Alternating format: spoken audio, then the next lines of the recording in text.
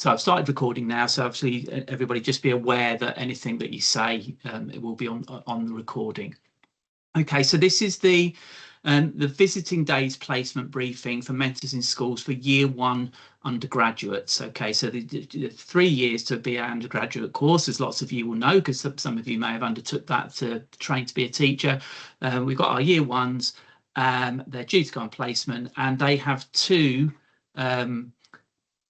briefings in year 1 because it's very new to them. So we have a visiting days placement briefing where they come in for where they're going to you for visiting days, or PPSE days as it's sometimes referred to, where they're not expected to formally teach, but they're expected to get used to the school. And then we do another briefing for block placement, and that's the same for mentors. We do 2 briefings in year 1, one for visiting days, one's for block placement. And then once we get to year 2, students are much more familiar with the processes, and we only need to do 1 placement. Okay, so just some things more to remind me than anything else here. So first of all, thank you to those of you here today, or those that you're listening later, to offering our students opportunity to learn in your schools. I know there is some money behind when providers when you accept places from providers, but I think it's, you know, there is that, and that's helpful, but it's not a fortune.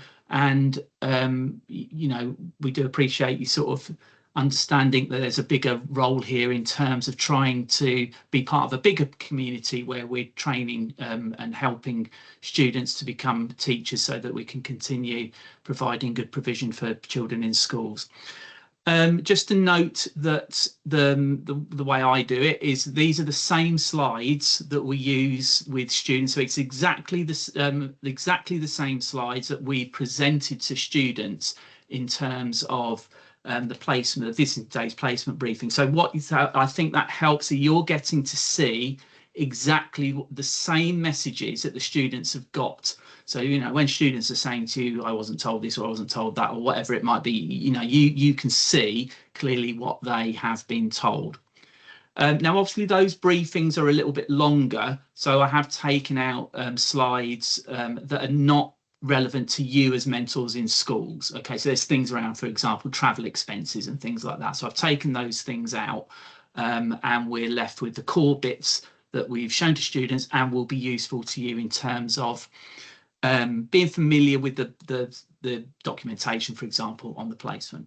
As I've mentioned before, I've said that at the beginning, there are 2 placement briefings in year 1 because it's very new to students, and we find we just cannot, it's too lengthy to try and do it all in one. And the problem is you will talk to them about block placement at the beginning of the visiting days. By the time it gets to block placement, they've forgotten all of that. So that's why we do split it. And obviously when they get to year 2 or year 3, they are more familiar.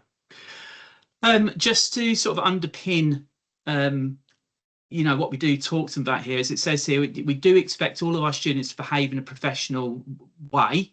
I mean, we can all sort of debate what we mean by professional, but I think in terms of, you know, the basic professional manner that we'd be expecting to students to exhibit in their behaviours when they are on placement is, you know, things like very basic things like being punctual, coming every day, and being committed. You know, nobody's expecting them to waltz in and be the best teachers ever, but, you know, they need to have that underpinning of commitment, and that's something that we do, you know, highlight to them again and again.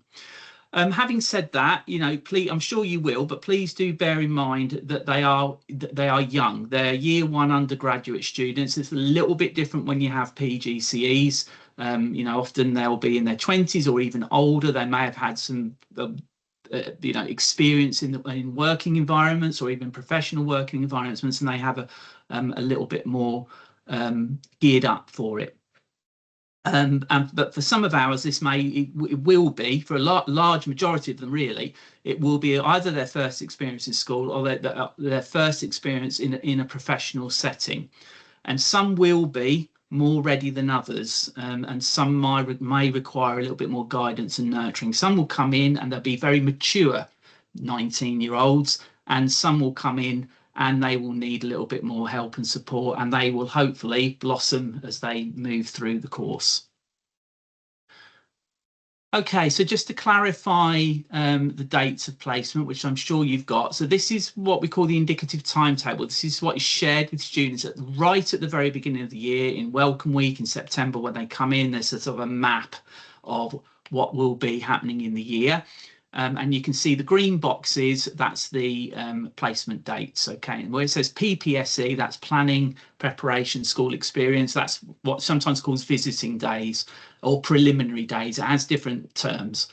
I think visiting days tends to sum it up a little bit more clearly for students. And you can see the dates where those are. So that begins next Monday on the 2nd of March, and it goes through to just after the holidays there. And then we have block placement. So you can also see that there are what are called ITAPs in those. So in blue, in the visiting days, you can see there are behaviour ITAPs. And when we move into block placement, which you're not worrying about just at the moment, but there are phonics ITAPs. So as you might be aware, the DfE a couple of years ago required all providers to plan very quickly and implement very quickly what they called ITAP, so intensive teaching and practice units of work on top of what we were already doing. There were other things that you might slightly be aware of where they were asking us to train mentors, and there was a lot of debate around that, let's say. That went, and we're left with ITAPs. So during the visiting days part of the placement, students will, as you can see, some of those blue ones, they will be at university learning about behaviour management, you know, whatever phrase we want. What's the other one? What's the current one? Behaviour for learning. That's the one that's in my head. That was the most recent one when I was in schools. So they'll be learning about that and some of the theory that underpins that, and some of the practical elements around that in university, and then they will go into school and they will be implementing some of the things that they've learned. So they will be asking you to they will be saying, for example, things like I need to do this, or I need to talk to this person about this, okay, and it's to do with my ITAP, okay. So you've got an awareness that that's one of the tasks that they will be asking to do. So you've got a bit of a foreground on that, okay. Don't worry, but it says ASE and transition meetings. These are things we spoke to students about. As a mentor in school, you don't need to worry about that. Those happen after placement, okay. So we've explained to students, as I explained at the beginning, that placement is in two parts. So we're not worrying about block placement just yet, because, as I've said, for year ones, it's a lot to take on board all at once, and we split it into two. So we've spoken to them very much about the visiting days, start of part of the placement. You can see here, these are the sort of, this is the overview. We get into a bit more detail later on where we've told them what purpose of the visiting days part of their placement is. So it's getting to know the class of children and start to build relationships with them. Okay, begin to build positive relationships not only with children but with the adults that you're working with, like your class teacher, teaching assistants. Perhaps there's a placement mentor in school. It doesn't have to be. We're not expecting them to start building relationships with the educational psychologist or anything at this stage, but with their immediate environment. Develop an understanding of the school's curriculum and how that might relate to the national curriculum. Develop an understanding of your school's routines. Just simple things like the play times and assemblies and all those sorts of things, and contribute towards every lesson and begin to be recognised by children as another class teacher. So we give them a sort of, this is what it's about, really. You're going into school, you're familiarising yourself with school. You're not just there to, those are important things, to wash up paint pots and tidy up, but you are there to sort of build the foundations for your block placement, is what it's about, really. Okay, so we've spoken to them, because I've already spoken to you about this, but we speak to them about what ITAPs are. Now they will get more information about ITAPs. We don't in this meeting then move on to having lots of slides and lots of conversation about exactly what the ITAPs are. We're just highlighting to them. They've known about them because they've been on their timetable since the beginning of the year, but we're highlighting to them. Remember that you've got these. Sometimes you'll be in university, sometimes you'll be in school. There's tasks for you to do. Just prior to the ITAP, and particularly on the first day of your ITAP at university, you'll be given much more sort of information about what that all might look like. Okay. We talked to them about how they find out about their placement school. There's a portal that they go to, but they were given that information on Monday, the 23rd of February. Okay, so some of them will have contacted schools already, and some of them will be in the process of doing that. You know, sometimes that's not a simple process. They can't always get through, but they've either done it or they're in the process of doing that, okay, to introduce themselves. So we do sort of obviously some of them would be okay with this, but we are quite specific, obviously, with those ones who maybe are a little bit unsure about exactly what they need to say. So we are clear with them about what they need to do. You know, you have to obviously explain who you are. What, you know, one of the key things is about what time do you want me to arrive on the first day. Perhaps definitely asking the school about, you know, what's your dress code. Schools, you know, can be similar, but you know, I'm sure as maybe you do, you go into different schools, and we definitely go into lots of different schools, and you'll have a bulk of them in the middle that are very similar. Then you do have some outliers, so it's best to check. We ask them to ask you if there's anything else that they require them to bring, and then obviously you want to be polite and thank whoever you're speaking to and say you're looking forward to coming in. So we have spoken to them about that initial conversation and how, and that's important. That's that initial conversation. You know, you want to produce a good impression, and you want to feel confident about when you're coming in that you know what time you come in, you know what you should be wearing, and so on. We also talk to them about their journey to school, okay, and they've been told even prior to interview for the course that their journey could be up to 90 minutes. Okay, so all providers will have a cut-off time. It is normally 90 minutes, where it's either the limit will be an hour and a half there and an hour and a half back. Now, in fact, we for a number of years, even though we've had increasing cohort sizes, or the placement team have managed not to take anybody really above an hour, and really anywhere beyond having to catch 2 buses. Okay, so all their journeys are reasonable. I know sometimes we do have occasions where students will go into school and talk about the length of their journey and so forth, but they've known this since the beginning. This is that, you know, prior to interview, this is how long it will be. The vast majority of them, well, all of them really, don't have a journey longer much than an hour. You know, it's usually about half an hour, 40 minutes, you know, one bus journey usually. Okay, there are some, you know, exceptions to that. So we've advised them to practice that journey. Some of them will take that advice if they feel a little bit less confident. Some maybe feel confident to be able to do it. So really what I'm edging towards here is that there's little excuse on a normal day-to-day basis for them not to be punctual. Okay, obviously a lot of them are relying on public transport, and even if you're driving, I doubt very many of them have got a brand spanking new car. So, you know, we have to take into account that sometimes trains will be cancelled, cars break down, and so forth.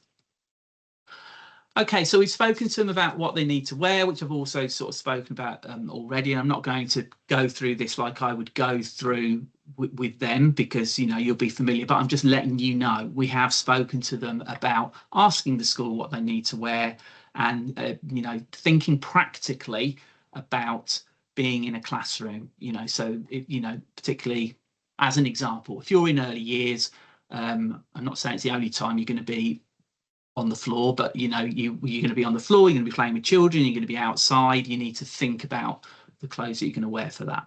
Okay, but obviously we have encouraged them to talk to you. The key document that they have for placement is called their progress journal. Lots of you, if you've had students before, you'll be aware of that. So that's their key document. Okay, now they've been asked or told to download the current version of the School-Based Training 1 progress journal, and that's on the Year 1 homepage, and they've been asked to download that and put that into their OneDrive folder. They have a student OneDrive folder that's already set up for them, and with all folders, and the progress journal is supposed to live in there. Okay, so they are meant to share that with you through OneDrive, and they share it with their lead mentor, their person from university who looks after the placement as well. So that's in there's a task for them in their progress journal where they're told to do that. Okay, so they should be able to share it with you. Having said that, occasionally there are some issues with technically, like firewalls in schools and things like that, where they can't share it and things. But so it's not a sort of they must share it with you for OneDrive, otherwise they fail their placement. If they can do it, and for the majority that will be the case. If not, we can have workarounds with that we can negotiate with the lead mentor and things like that. So it's not a sort of you've got to do it, otherwise the placement doesn't work. But it's best if they can share it with you through OneDrive, so you've got access to it as well. Okay, so we spoke about the school placement roles with them. So obviously they'll have a placement mentor in school. That's their class teacher. Okay, and then there might not be, but there might be a professional mentor in school. Maybe a deputy head or an assistant head that oversees.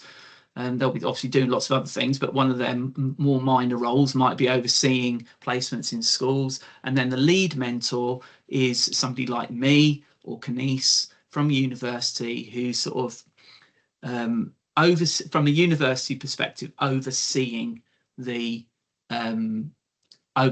placement. Okay, and we're in a sort of a position where we sort of balance between the school and the student. Sometimes we do have to advocate for the student, and sometimes we have to tell the student about the school's right to talk to you about this and so forth. So it's a bit of a balancing act, but that's more our issue than yours. Okay, so we talked about what to expect on day one. But this doesn't mean to say this has to happen, but we're trying to let them sort of get a feel for what might happen. So they might get a tour of the school. We've told them that doesn't mean to say that you have to tour them around the school, but that might be something that somebody might do. They obviously will need a health and safety briefing and a safeguarding briefing. Really ideally before they get to in a class. Obviously they have had safeguarding training that's validated, and your school will have the covering letter for all of that. So they've had extensive safeguarding training. Really, they've had the safeguarding training that brings them a certificate, but obviously through their modules they've had lots of further teaching and learning around different areas of safeguarding. Obviously, we'd like them to meet their class teacher and the children in the class. And as we've said here, now this is really key. If there are three things I would sort of say are really important on this first day, it's this negotiation with them about what time they need to arrive and what time they leave. We often find this is the main sticking point in terms of students either not getting off to a good start on their placement, or even schools getting fed up, let's put it like that, and finishing the placement. And sometimes, we find that hasn't actually been negotiated as clearly as it might be. So we've been very clear with them. They need to negotiate with you a time to arrive and a time to leave. But you might need to prompt that to avoid any misunderstandings from a student's perspective about what times they arrive and leave, because we can talk to them until we're blue in the face, and we've got 250 plus, so you might have 245 that will do that, and then you might have another 5 that for whatever reasons forget to do that, and then it goes a bit wobbly.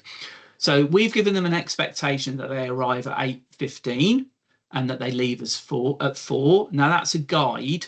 That doesn't mean to say that you must say that, but it's a rough guide. What we don't want them to be doing is arriving as the children are walking into the classroom and leaving as the children are walking out of the classroom. They need to begin to understand that that's not what teachers do. Okay.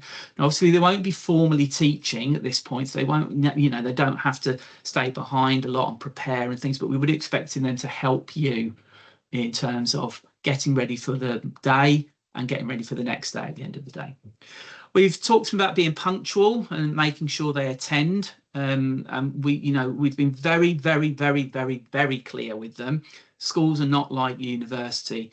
Universities are very big places, and we have little control really. We do a lot of work on attendance, but we have little power in terms of attendance, and sometimes I think they sort of get used to that. And we do tell them schools are not like universities, and if you don't turn up or you're not punctual, and that's for like 3 or 4 days, schools may terminate placement. So they have to, we've been very clear with them. It's really key. It's really important. You're showing your commitment by attending and being punctual. Okay. Well, obviously we speak to them about your priorities is obviously you do want to help and support them, but the bottom line is that your priority is not them, it's the children in your class. And if their attendance or their punctuality is affecting that, then things might need to happen. Okay, so we've said to them about being in the classroom, and lots of them will do this, but some of them may need a nudge. Speak to them a lot about what being committed means, and again, as I said before, it doesn't mean to say that you need to come in being the best teacher the world's ever seen, because that's not going to happen straight away. But you show your commitment by coming every day and being on time and ready to help and join in. About being proactive. So as I say, a lot of them, it will be a very new environment for them, and they sometimes, without guidance, they will be a bit like we all are. We're a bit unsure. What's our position in all of this, and what am I supposed to do? And sometimes it takes a little while for them to sort of settle in and feel, oh, I can go over and help this child, or I can help tie this child's shoelaces, or I can, it's those sorts of things that they can be a bit unsure of. So we have said to them, if you feel a bit at a loss, mate, and because teachers are busy, they can't always, not 100%, they're not perhaps 100% going to remember to guide you all the time. So ask the teacher if you're a bit unsure what to do. We've obviously asked them, and again, vast majority will do this, but some do get either a little bit shy or unsure, but we have encouraged them to actually talk to the children, because that's why you're there. And again, I know this might sound obvious to us, but it's not always obvious to a very small minority of our students, is that they need to put their phone away. And we've asked them to discuss with you the use of phones in school. For example, it might be that they need to make a phone call at dinner time, and what's your advice around that? I'm assuming it might be you need to go into the staff room and do that or something, but whatever you feel as a school or as a class teacher would be appropriate for that. But we've been very clear that is not acceptable to get your phone out in the classroom. Okay, I know schools have different ways of managing this, so you might want to think about sharing that with them. Okay, social media. So we've spoken to them about social media. Now, I'm of an age where I remember Facebook coming in, and I was a deputy in a school, and I had never done a disciplinary before, and suddenly I had 5 disciplinaries on my hand because people were not used to how Facebook worked.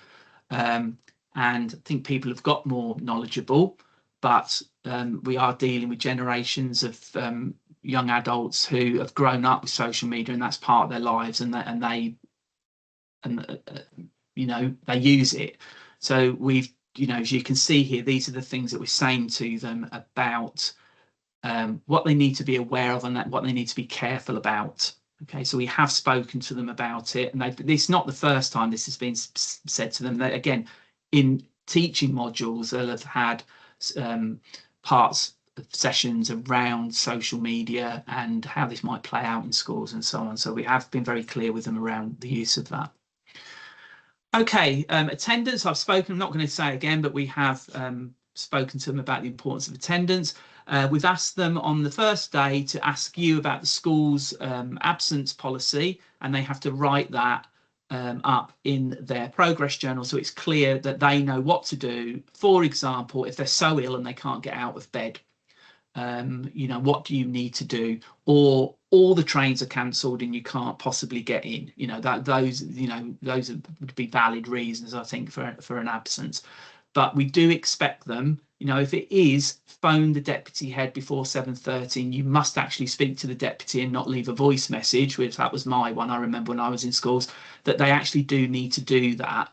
It's no good emailing the class teacher at 10 o'clock in the morning or something like that. So they've all been told that, and there's all the space in their progress journal where that has to be noted down.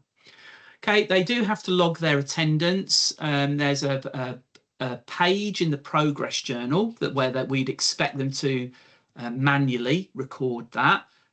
They also have timesheets that they submit, and it would be the class teacher who signs off the timesheet. So they submit it, and then it comes to you through the portal, and you sign it to say, yes, they were here for 5 days this week, or whatever it might be. Okay, so that's how that works.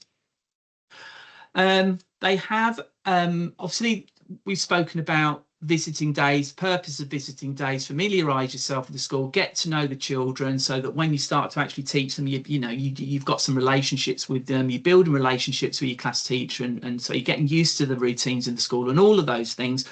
But they do have some tasks to, you know, help structure the placement a little bit. So they have a pre-approval checklist, and this is in their progress journal. Not so much for you, don't need, obviously as a class teacher, you don't need to sort of police this. It's not your responsibility that they do all of these things, but you'll have some background if they ask, you know, they need to observe some lessons. They might say to you, I need to observe a phonics lesson for some of my preliminary tasks. Can you help me arrange that, for example? So you can see there's some tasks here. So some of them are just where they need to talk to people. They might talk to you about safeguarding in the school, and they fill out the safeguarding section. Some of the other ones, as I've said, they might need to arrange to observe a lesson. It could be obviously be your teaching. And then in terms of a sign-off meeting, so that happens at the end of the visiting days, and they meet. You will sign it off to say they've done all these things, and then we will meet with them to ensure that from our end that they're ready to teach. Obviously your end, you know, hopefully by, you know, obviously you'd need to inform us if you had concerns, but we would assume if we got to this meeting, you've ticked it all off, that you're happy for them to begin to teach. Okay, so these are the tasks that I've spoken about. I'm not going to go into huge amounts of detail because I don't think you need it, but just so that you know. So it's a safeguarding task, behaviour task, professional behaviours task, and learning environment task. So they're things where they've spoken to people, you probably, perhaps they've spoken to the professional mentor in school, perhaps, if there is one, and that helps them fill these out. So it gives a picture of what these different areas look like within your particular school. And then there's observations they've got to do. So they have to observe a core lesson, a foundation lesson, and a phonics lesson. Okay, now obviously they'll be doing lots of informal observations. You know, they're watching you and, you know, maybe doing a little bit of joining in and working with groups. That's up to you and them and how you want to do that. But at these points, we want them to actually sit down, and they've got a structured framework in which they can observe and take note of specific elements that are going on. Okay, those are 3 that they have to do during their visiting days. I've mentioned the sign-off meeting in the previous slides here. I'm just going to go back very quickly. So I talked about the sign-off meeting there when they've done all these preliminary tasks. And there's a few other things on here they would be asking you to do as well. There's things around planning. So we need them to have some planning ready before they begin. We sign them off. Okay. I'm not going, again, we haven't spoken to them about planning. They have to use a specific proform because we'll do that in the block placement bit, which happens before the visiting days finish. So the sign-off meeting is where your AT demonstrates they're ready to begin their block placement. AT is associate teacher, the student. Your lead mentor will arrange to meet with you, and they might come into school, they might do it through Teams, but either way, it's the sign-off meeting. You will need to complete everything on the checklist. As I say, we're going to be talking to them more about planning, which they do need to have something ready to share with us in the next briefing that happens before the end of their visiting days. Essentially, they need to demonstrate that they're ready to teach. You know, they know enough and they're prepared enough to do that first bit of formal teaching. They also need to have completed, with your help, 3 targets for the first week of their teaching. Okay, so the way that you might be familiar with it if you've had students before, even from other providers, they have a weekly, on the block placement, they have a weekly meeting with you to discuss their progress and development as a teacher, and you would have set some targets, you'd review those targets and you'd set some new ones. So they're, you know, we're trying to move them on and give them things to focus on. So they need 3 targets for the very first week of their teaching. And then as you move through the block placement, not the visiting days, but the block placement, obviously you review those and you set them new ones and so on. Now, there is a guide here in terms of on the sheet where it looks in green, blue and red about how to set targets. And I think that's helpful in terms of, you know, making them clear and specific. But I think the bottom line is they need to be narrow and focused. Don't worry about it sounding like edu speak or very academic or anything like that. You know, things like, because I've given an example here. Admittedly, when I've written this, I've suddenly realised I haven't done it in the way that it's recommended on here. But I think you get the gist. So instead of saying things like to improve behaviour management, well, I mean, we'd be, you know, what does it mean to improve behaviour management in a week? Perhaps something more useful might be for their first week to begin to use positive praise in all of my teaching. And then when you review that at the end of the week, you know, you could tick that off. You know, have they used positive praise? Okay.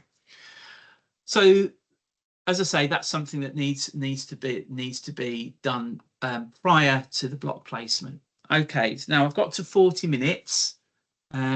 So that's about right for me. So hopefully that's been helpful.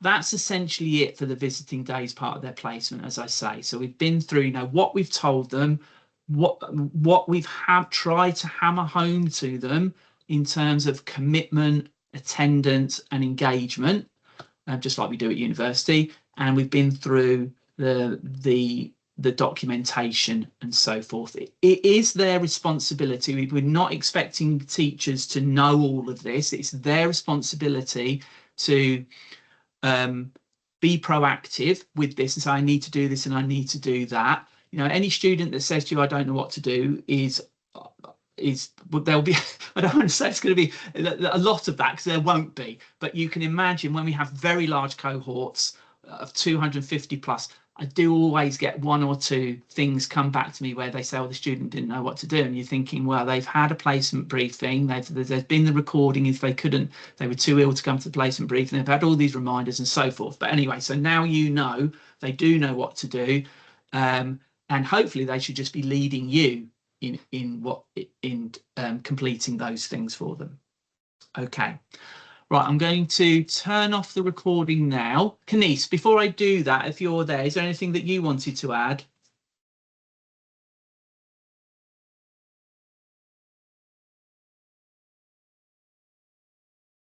No, she is here, but I can't.